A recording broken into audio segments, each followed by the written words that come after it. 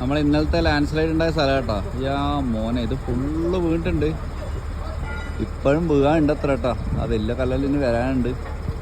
ഒരു യമണ്ട പാറയല്ലാതാ വീണ് കിടക്കുന്നുണ്ട് കേട്ടോ. ഇവിടെ വേറെ ലോറി കുടുങ്ങി രാവിലെ തന്നെ കെട്ടി വലിക്കുക.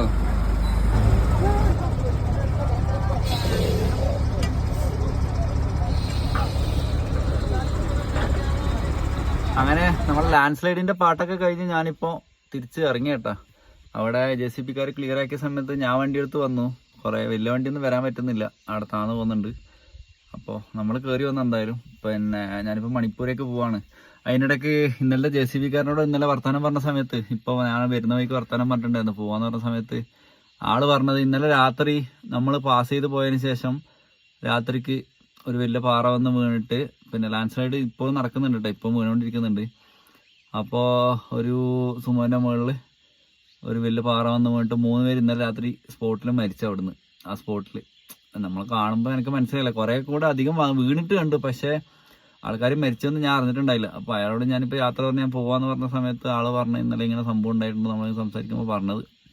അത് കേട്ടപ്പോൾ സങ്കടം തോന്നി കേട്ടോ. സത്യം പറഞ്ഞാൽ ആണ്, നമുക്ക് എന്തെങ്കിലും സംഭവിക്കുമ്പോൾ നമുക്ക് ശരിക്കും നമുക്കറിയാൻ പറ്റുള്ളൂ. അപ്പോൾ ഇതൊക്കെയാണ് നോർത്ത് ഈസ്റ്റ് കാണാനൊക്കെ അടിപൊളിയാണ്, പക്ഷേ അതിൻ്റെതായ റിസ്ക്കും ഉണ്ട്.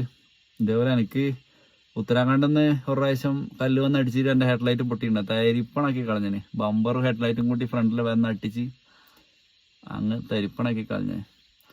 അപ്പോൾ അതുപോലെയൊക്കെ ആണെങ്കിൽ കുഴപ്പമില്ല, അങ്ങ് പോട്ടാക്കാം, വണ്ടി നമുക്ക് പണിത് ശരിയാക്കാം. അപ്പോൾ ഇങ്ങനെ ഓരോന്ന് വന്ന് വീണ് കഴിഞ്ഞാൽ എന്താണെന്നില്ല നമുക്ക് അറിയില്ല. എന്തായാലും സുരക്ഷിതമായിട്ട് എത്തുമെന്ന് വിചാരിക്കുന്നു.